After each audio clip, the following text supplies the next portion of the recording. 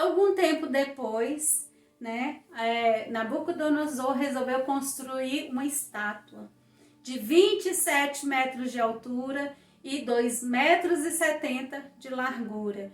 E fez essa estátua e declarou que todo aquele que quando tocasse as trombetas, quando tocasse as músicas, todo mundo tinha que se ajoelhar diante daquela estátua e adorar.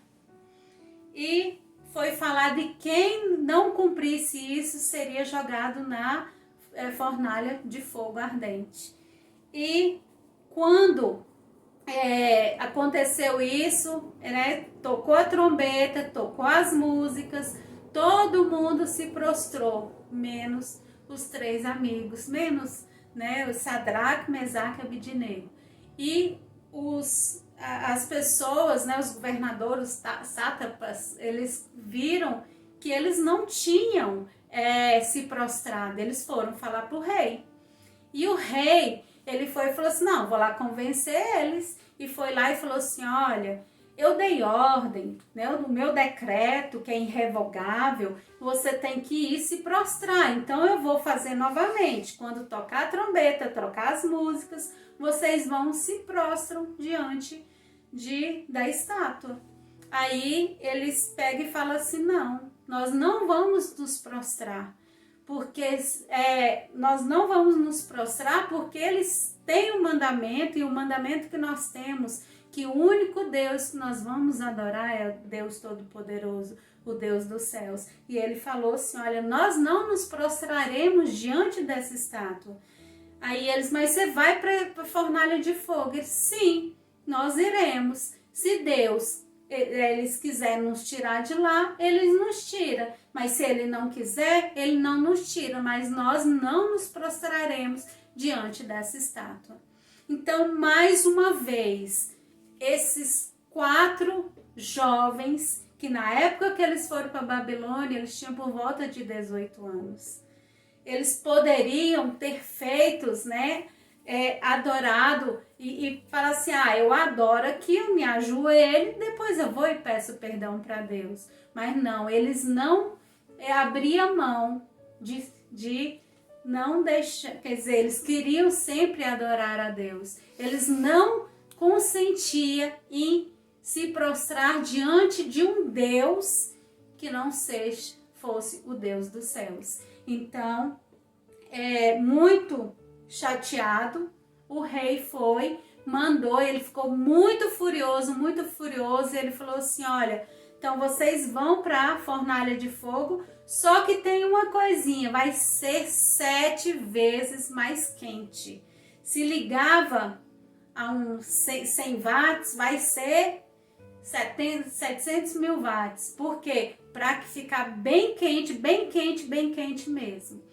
E quando eles deram ordem e eles foram cheios de roupas, eles ataram eles, amarraram todos os 3 e estava tão quente que na hora de jogá-los dentro da fornalha, os soldados que jogaram eles foram fulminados na mesma hora. Eles morreram na mesma hora.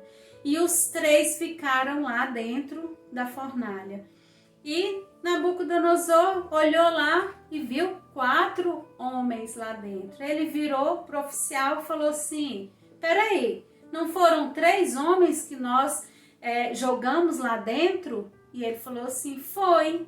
E ele falou assim, mas eu estou vendo 4 homens e um deles parece um filho de deuses. Glória a Deus! Deus é maravilhoso. Serve até uma salva de palmas para esse Deus maravilhoso.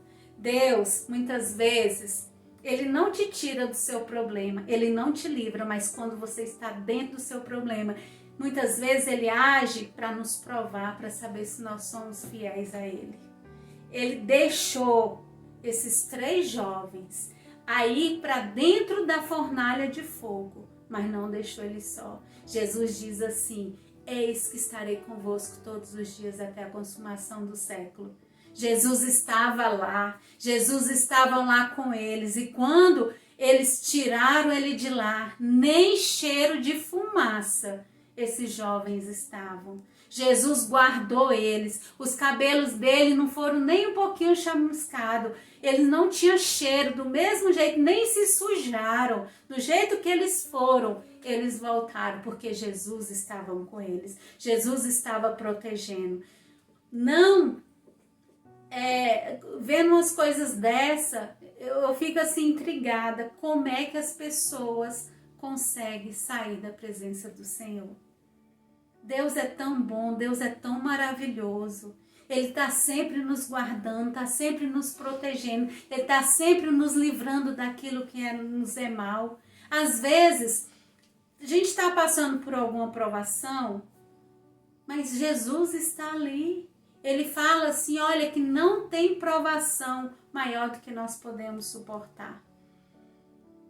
Passando por dificuldade, por tribulação, Ele está ali. Ele diz, eis que estarei convosco todos os dias, até o fim dos tempos. Ele vai estar, estando na alegria, estando na tristeza, na doença, na saúde, Ele vai estar. Ele tem um diferencial, porque por onde nós passarmos, Ele vai estar conosco. E nós não vamos sair, passar e chegar no lugar onde a gente estiver muito pior. A gente vai estar muito mais forte, porque Ele vai estar nos fortalecendo. Pensa na fé desses 3 jovens. Esses jovens aqui, eles olhando assim, pesquisando, já tinham se passado 20 anos que eles estavam na Babilônia. Então, se eles tinham 18, agora eles estavam com 38 anos. E nesses 20 anos eles podiam ter desanimado, eles poderiam ter desistido, eles poderiam ter pensado, Deus não vai nos tirar mais daqui, então eu vou me corromper, mas eles não se corromperam. Eles continuaram crendo que Deus é fiel para cumprir aquele que prometeu. E eles tinham uma promessa, que 70 anos eles iam passar ali na Babilônia, mas depois de 70 anos Deus ia levar eles de volta à terra deles. E nós temos uma promessa, Jesus vai voltar.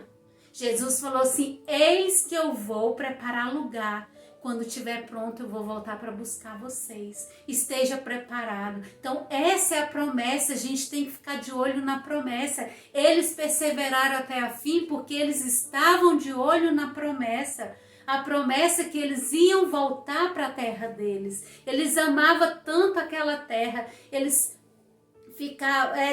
amavam tanto que eles ansiavam por isso. Tanto é que Daniel, eles, mas orava 3 vezes ao dia, de manhã, meio-dia e à noite, à tarde. Eles oravam lembrando a Deus que para Deus não se esquecer deles. Daniel olhava, chegava na janela e olhava para o lado de Jerusalém e começava a orar e profetizar que a vida, que eles iam voltar. E Daniel voltou.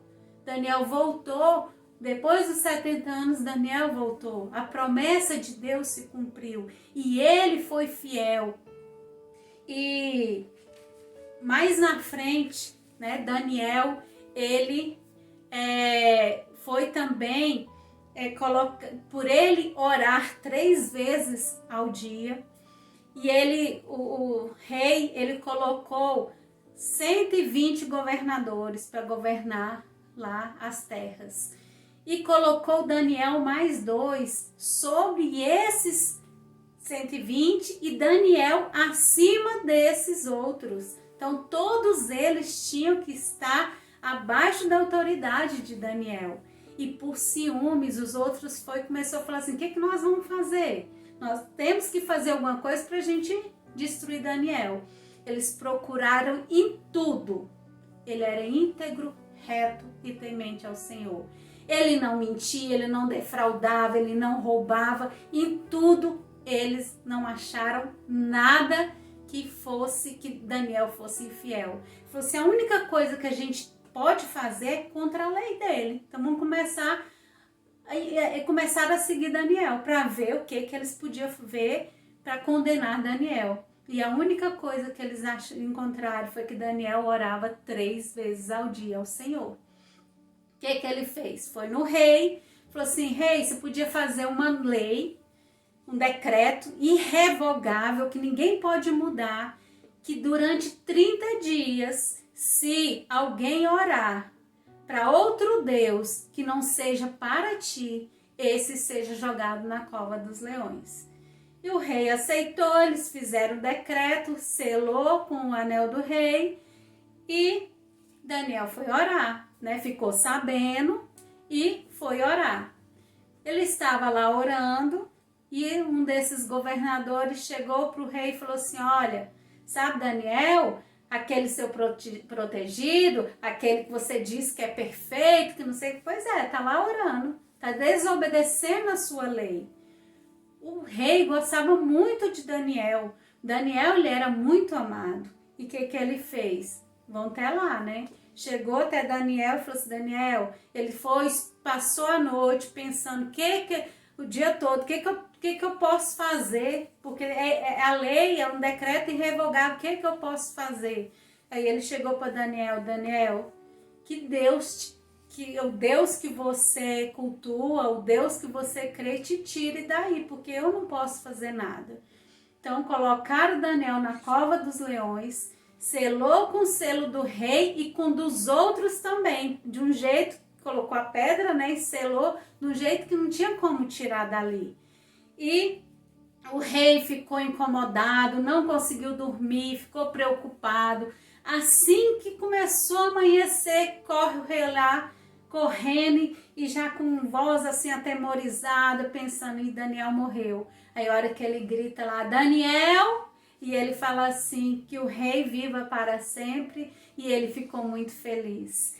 E ele abriu lá, chamou Daniel, e Daniel foi e falou assim, Deus, o Deus que eu sirvo, ele foi, mandou um anjo, e esse anjo tampou a boca dos leões, e esse ficou comigo mansinho, tranquilo durante a noite toda. Deus é maravilhoso, Deus guarda os seus, Deus, ele é aquele que é fiel a Deus, aquele que não se contamina com esse mundo, Deus ele guarda. Então, eles foram, mandou aqueles que condenou Daniel, jogou lá, ele, a família, os filhos, e eles nos ares ainda, os leões vieram e comeram eles. Vale a pena servir a esse Deus maravilhoso.